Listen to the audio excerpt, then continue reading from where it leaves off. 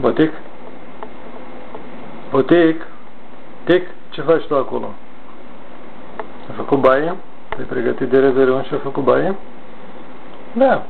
Ce? Așa-i. E ud băiatul. Da. Se spală el bine, se șterge acum, se șterge bine, bine, bine, bine. Și trece udeala.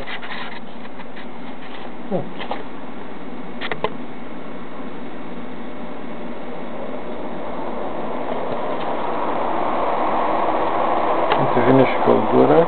Dau căldura? Iată mai. Așa dăm aer cald.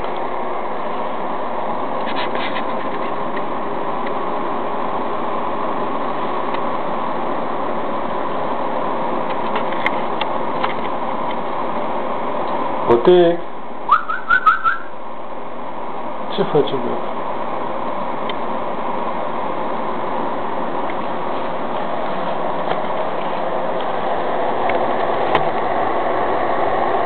Cam lumină în fața obiectivului și nu se dă iasă mai după, dar acum, hai, sper și la răbuțea aia.